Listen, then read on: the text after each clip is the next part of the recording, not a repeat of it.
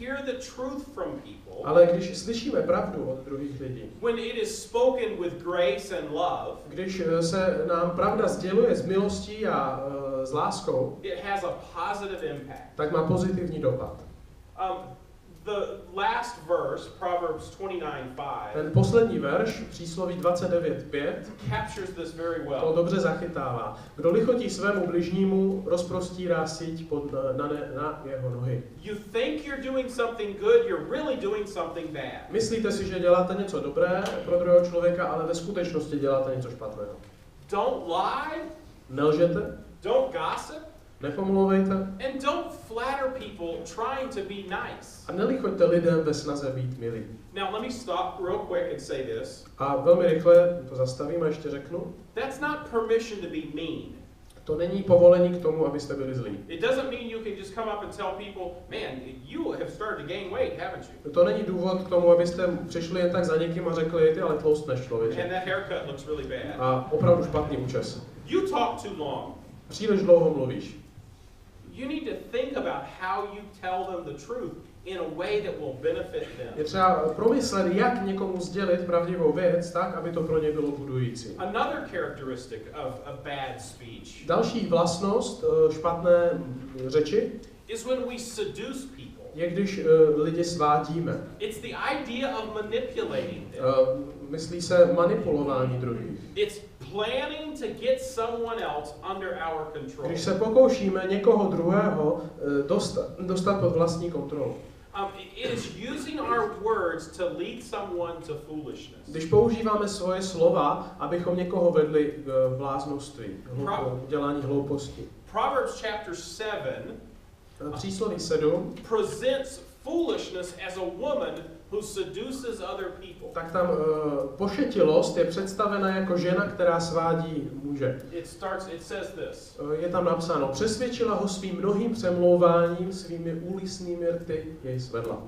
It says that foolish people use their words to seduce. Blázniví, pošetilí lidé používají svoje slova, aby sváděli druhé.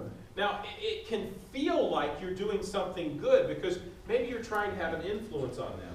Může to znít, jako kdybyste chtěli dělat něco dobrého, protože možná budete mít dobrý vliv na druhého člověka. But the question you have to ask is, whose purpose are you trying to move them to? Ale je třeba se zeptat, koho cíl se snažíte naplnit tím, co říká. Let's move on to another characteristic. Pojďme k další charakteristice. Bragging. Chvástání. Making yourself look better. Snaha vypadat lépe. This can be bragging in a way that's false. To může být vychloubání, které je falešné. Saying you've done things you really haven't done. Když říkáte, že jste udělali něco, co jste neudělali. But bragging can actually be telling the truth. Ale vychloubání může být, i když říkáte pravdivé věci. But telling the truth in a way that makes you the center of everything. Ale děláte to takovým způsobem, aby vy jste byli centrem všeho. Proverbs 27:2 says it this Přísloví 27:2. Ať tě chválí někdo jiný, a ne tvoje ústa, někdo cizí, a ne tvoje rty. It's better to let somebody else say good things about you. Je lepší nechat druhé lidi, nebo někoho jiného, aby řekl dobré věci o vás. Gosh, isn't that hard? Není to těžké? Isn't it hard to wait and let someone else say something positive? Není to náročné vydržet a počkat, než někdo jiný o vás řekne něco dobrého? And when somebody doesn't do that, a když to nikdo neudělá, doesn't it make you trust them just a little bit less? Nespůsobí to, že tomu druhému člověku, kterého to čekáte, důvěřujete o něco méně? And when are we tempted to do that the most? Kdy máme největší pokušení to udělat? It's in the presence of someone we respect. V přítomnosti zvláště někoho, koho respektujeme, koho si vážíme. The book of Proverbs makes that very clear. A kniha Přísloví o tom mluví velmi jasně. In chapter 25 it says this. V kapitole 25 je napsáno: Nedělej důležitého před králem a nevstav se na místo vysoko postavených lidí, protože je lepší, když ti řekne postup sem, nežli být sesazen před šlechticem. When we're in the presence of important people, když jsme v přítomnosti důležitých lidí, the temptation is to say, look at what I've done. To pokušení je říct, podívejte, co já jsem udělal. Hey, I should be right up here beside you. Já bych měl být tady vedle tebe. It's better to just be quiet. A je lepší být sticha. And let them say, you come here. a nechat druhé lidi, aby řekli, pojď ke mně. Rather than you saying, I belong here, and them saying, well, really, no, you don't. Než abyste si řekli, já patřím tady vedle tebe, a ten druhý člověk vám řekne, ne, to nepatříš. Now, those are the characteristics of bad speech. To jsou vlastnosti špatné řeči. What happens when we let our speech be used that way? Co se stává, nebo co se děje, když dovolíme, aby naše mluva byla takováto? There are really two consequences. Má to dva důsledky. It'll destroy you, Bude to ničit vás and it will destroy a others. bude to ničit druhé lidi. First of all, destroying yourself. Nejdřív, jak to ničí vás. You will fall into trouble, Proverbs 17:20. Upadnete do potíží, přísloví 17:20. Padnete do zla. Kdo má převrácené srdce, nenalezne dobro, kdo převrácí svůj jazyk, padne do zla. If you don't use your words well, it's going to trap you. Jestli nepoužíváte svoje slova správně, tak vás to zachytí do pasti. And you will pay for it, Proverbs 14:3. A zaplatíte za to. Přísloví 14:3. V ústech hlupáka je hůl na hrdost, avšak moudré budou chránit jejich rty. And not only will you destroy yourself, you'll destroy others. A nejenom, že zničíte sebe, ale zničíte i druhé. Proverbs 11:9. Přísloví 11:9. Bezbožný ústy ničí svého bližního, ale spravedliví budou vysvobozeni poznáním. Here's some other verses about how using your speech wrong will destroy other people. Tady jsou nějaké další texty o tom, jak špatné použití řeči bude mít negativní dopad na druhé. Proverbs 26:28. 26:28. Živý jazyk nenávidí ty, které utlačuje, lichotivá ústa působí zkázu. Proverbs 21:28. Přísloví 21:28. Živý svědek zahyne, ale člověk, který poslouchá, bude stále promlouvat. People who listen to you are going to be destroyed. Lidé, kteří vás poslouchají, když mluvíte pošetile, tak budou zničeni. And then finally, Proverbs 12:13. A nakonec 12:13. Přestoupení tu je léčka pro zlého člověka, ale spravedlivý vyjde ze soužení. Have you ever experienced that, being trapped by your words? Už jste někdy zažili to, že vaše vlastní slova se vám staly pastí? You tell a little lie. Řeknete malou lež, You exaggerate the truth about yourself. trochu zvětšíte pravdu nějakou o sobě. And then you get trapped because now you don't remember the lie. A pak se zachytíte do toho, protože už si nepamatujete přesně, co jste řekli. You don't remember what you exaggerated. Nepamatujete si, co jste zveličovali. You don't remember who you gossiped about who with. Nepamatujete si, koho jste pomluvali s kým. And now you're trapped. A jste v pasti. You find yourself in the middle of all of these words and you don't know what to say now. A jste zachyceni uprostřed všech těch slov a už nevíte, co máte dál říct. Foolish use of your words Bláznivé použití vašich slov will trap you tak vás zachytí do pasti and damage your relationships. a zničí vaše vztahy. So that's why we need to use our words well. Proto potřebujeme svoje slova používat správně. So obviously the character of good speech Takže samozřejmě ten charakter dobré, moudré řeči is the opposite tak je protikladem of all of the things we saw in foolishness. všech těch věcí, které jsme viděli v bláznivé řeči. The first thing is honesty. Ta první věc je upřímnost. Rather than lying to people, be honest with them. Spíš než lhát lidem, buďte k nim upřímní. Proverbs 14:25 says Přísloví this. 14:25 říká, spolehlivý svědek vysvobozuje duše, kdežto falešný šíří lži. Again, Proverbs 12:22 talks about God's perspective on this. 12:22 o boží perspektivě. Lživé rty jsou pro Hospodina ohavností, avšak milí jsou mu ti, kdo jednají věrně. And I'm really curious how the Czech version translates Proverbs 24:26. A jak česká verze překládá přísloví 24:26? Líbá na rty, kdo odpovídá správná slova. The one who responds in the proper words is giving kiss on the lips. Yeah. A great translation. Skvělý překlad. The best kind of kiss. Nejlepší polibek, That's what truthful words are like. taková jsou pravdivá slova. And I think it's an interesting image they use. A myslím, že je to zajímavý obraz, který je tam použit. Because you don't just kiss anybody. Protože nebudete líbat jen tak někoho. And you certainly don't just kiss anybody on the lips. A určitě ne na rty. In fact, there's not a person in this room that I would kiss on the lips. Není tady v této místnosti nikdo, koho bych políbil na rty. And my guess is none of you are feeling like, oh, doggone it. A myslím, že nikdo z vás se neříká, já bych tedy, jo. But there's one person that I really like to kiss on the lips. Ale je jeden člověk, u koho velmi rád. I'm married to her. A to je moje manželka. The person that I have the closest relationship with, Moje žena, se kterou mám nejbližší vztah, tato osoba, my wife, moje žena, that's who I kiss on the lips. tak to je ona, koho líbám na rty. And honesty is actually what draws people close together. A upřímnost je něco, co lidi přibližuje k sobě navzájem. Now that doesn't mean that after you tell somebody the truth, you give them a kiss. A to neznamená, že poté, co někomu řeknete pravdu, tak ho máte políbit. Don't take that home as an application. To si nevemte domů jako aplikaci. But what it does mean is this. Ale znamená to tohle. If you want to strengthen your relationship, Chcete-li posílit svůj vztah s někým? the best way to do that is tell the truth. Nejlepší způsob, jak to udělat, je říct pravdu. So the core aspect of good speech is honesty. Takže základní a jádrový aspekt dobré řeči tak je upřímnost. But there are some other things that go along with that. Ale jsou další věci, které jdou ruku v ruce s tím. Good speech is instructive. It helps people learn. Správná řeč je instruktivní, pomáhá lidem se učit. Proverbs 9:9 says this. Přísloví 9:9 říká: Dej moudrému a ještě zmoudří, pouč spravedlivého a přibude mu bystrosti. Proverbs 16:21 says it this way. 16:21 Kdo má moudré srdce, bude nazván rozumným, příjemná slova přidávají přesvědčivost. Wise people use their words to help others. Moudří lidé používají svoje slova, aby druhým pomohli. It promotes instruction. Proverbs 16:23. 16:23 Srdce moudrého člověka činí jeho řeč rozumnou, jeho slovům přidává přesvědčivost. So it's honest. Takže je to upřímné And it benefits the other person. a má to pozitivní dopad na druhého člověka. This starts to become a theme.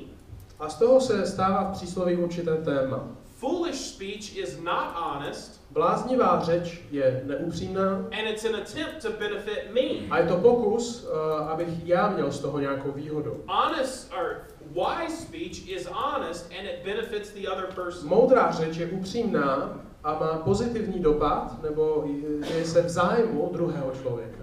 But now here's another characteristic of wise speech. Tady je další vlastnost moudré řeči. And it's actually no speech at all. A to je nemluvit. Being silent. Být sticha. Proverbs 10:19. Přísloví 10:19. Při množství slov se člověk nevyhne přestoupení, kdo však ovládá své rty, je rozumný. If you are a person who is prone to using a lot of words, Jestli jste člověk, který má tendenci používat hodně slov, Proverbs is going to tell you that eventually you'll get yourself in trouble. kniha Přísloví vám říká, že nakonec se dostanete díky tomu do potíží. When words are many, sin is not absent. Kde je hodně slov, tak tam nechybí hřích. Proverbs 11:12 says it this way. Přísloví 11:12 říká, kdo pohrdá svým bližním, tomu chybí rozum. Zatímco rozumný muž bude mlčet. When you hold your tongue, you're perceived as wise. Když držíte svůj jazyk na ústě, tak jste moudří. Proverbs 12:23. Přísloví 12:23. Chytrý člověk skrývá poznání, ale srdce hlupáků vykřikuje hloupost. And then there is one last verse I've alluded to already. A poslední verš, o kterém jsem už mluvil, Proverbs 17:28. 17:28. I hlupák, když mlčí, může být považován za moudrého, když zavře své rty za rozumného.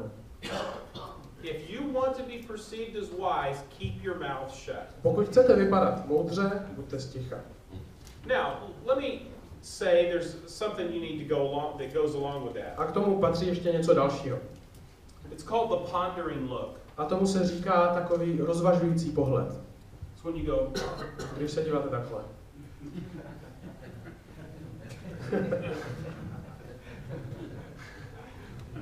but eventually you have to say something. Ale nakonec něco musíte říct. But if you will just reduce the number of words that you speak, Ale ten princip je, že pokud omezíte počet slov, které říkáte, and I think the equation kind of works like this. Ona ta rovnice funguje takhle. Eliminate lying, Omezit lež, gossip, pomlouvání, flattery, lichocení and bragging. a vychloubání se. You don't have many more words yet left. Moc dalších slov vám už nezbyde. You take that out of your vocabulary, Když tohle vytáhnete, odstraníte ze svého slovníku, and you're going to speak a lot less. budete mluvit o hodně méně. Silence makes you look like you're wise. A mlčení působí, že vypadáme chytře. But now here's another characteristic of wise speech. Tady je další vlastnost moudré řeči. It's appropriate. Je vhodná. It fits the situation. Odpovídá situaci. It is right for the timing. Je dobře načasovaná. And it is right for the person. A je dobře nastavena pro toho člověka, ke komu je ta řeč namířena. It is the right words at the right time. Správná slova ve správnou chvíli. And the right words for the right person. Správná slova pro toho správného člověka. When I call back home on these trips, když telefonuji domů z těchto mých výjezdů and I talk to my wife, a mluvím se svojí manželkou, I talk in a certain way. tak mluvím určitým konkrétním způsobem. She's making a sacrifice for me to be here. Žena se obětuje proto, abych já mohl být zde. She's running our home by herself. Pečuje o naši domácnost sama. She's taking care of my mother. Pečuje dokonce nyní o moji matku. And that's not an easy job. A to není vůbec jednoduché.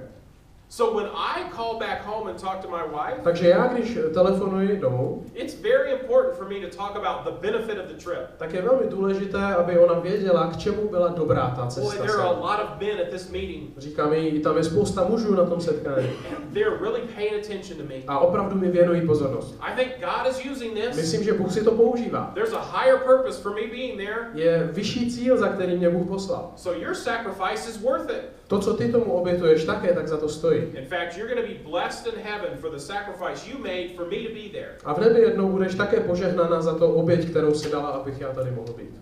Now, when I talk to my son, když mluvím se svým synem, he could care less. Toho to vůbec netrápí. He wants to know if I've had any kofola yet. On chce vědět, zda jsem už měl kofolu. He loves kofola. On miluje kofolu. He's wanting to know, have I bought him any 3-bits? Chce vědět, zda jsem mu koupil nějakou 3-bitku. So I talk about the purpose of the trip with my wife. Takže s manželkou mluvím o cíli té cesty. And I talk about the fun of the trip with my son. A s tou legrací, kterou ta cesta zahrnuje, tak o tom mluvím se synem. My words have to be appropriate. Moje slova musí být vhodná podle toho, s kým mluvím. And Proverbs knows this. A přísloví to bere v potaz. Verse 25:11 says this. 25:11 říká, jako zlatá jablka na stříbrných mísách je slovo promluvené v pravý čas. I don't know exactly what apples of gold in a setting of silver is. Já úplně nevím, jak vypadají zlatá jablka na stříbrných mísách. But I know it sounds good. Ale zní to dobře. When you have the right words, it is a beneficial thing. Když máte správná slova, tak je to k věci, je to dobré. Proverbs 15:23. Přísloví 15:23. Člověk má radost z vhodné odpovědi, jak dobré je slovo v pravý čas. When the words are for the right person at the right time. Když slova přicházejí pro správného člověka ve správnou chvíli, it brings joy to them and joy to me. Tak to dává radost jim a radost mně. There's another aspect of good speech. Je další aspekt dobré řeči. It's calm. Je klidná, rozvážná. Proverbs 15:11 says this. 15:1. 11 or 1? It should be well, it's a gentle answer turns away wrath. Okay, that's it, but it's just one. Okay. Vlídná odpověď odvrátí zlobu, ale slovo, které zraňuje, budí hněv. So even when things are getting out of hand and the energy is rising, takže i když věci se vymykají a energie stoupá, if you could be calm in the middle of that situation, pokud dovedete být klidný a rozvážný uprostřed takové situace, you can take an angry situation and calm it down. Tak můžete vzteklou, naštvanou situaci uklidnit. Proverbs 25:15 says this. Přísloví 25:15 říká, vůdce se dá přemluvit tím, kdo je pomalý k hněvu, vlídný jazyk zlomí kosti. A gentle answer can take a big situation and reduce the energy. Rozvážná reakce, rozvážná odpověď dovede situaci, ve které je hodně negativní energie, sklidnit. But sometimes a gentle answer is the best way to make an impact. Rozvážná odpověď někdy je nejlepší způsob, jak mít velký dopad. It's not that a gentle answer is always kind. Neznamená to, že rozvážná odpověď je vždy milá. Sometimes a gentle answer is a rebuke. Někdy rozvážná odpověď bude tvrdým napomenutím. Another characteristic of wise speech. Další vlastnost moudré řeči It's encouraging to other people. je, že je povzbudivá pro druhé lidi. Proverbs 16:21. Přísloví 16:21. Kdo má moudré srdce, bude nazván rozumným, příjemná slova přidávají přesvědčivost. Again, the theme here is that foolish words focus on us. Znovu to téma tady je to, že bláznivá řeč se zaměřuje na nás, je sobecká. And wise words focus on others. A moudré mluvení tak se zaměřuje na dobro druhého. Just 2 verses later, Proverbs 16:23. Jenom o 2 verše dál, 16:23. Srdce moudrého člověka činí jeho řeč rozumnou, jeho slovům přidává přesvědčivost. And then Proverbs 24:26. A 24:26. Líbá na rty, kdo odpovídá správná slova. It is an encouragement and a benefit to others. Je povzbuzením a je k dobru druhých lidí. But it's a benefit sometimes because it brings a rebuke. Ale je to k jejich dobru také proto, že někdy součástí dobré řeči tak je napomenutí. You see, foolish speech is flattering speech. Bláznivá řeč je ta, která lichotí. It's telling them something good Která říká něco dobrého druhému. that is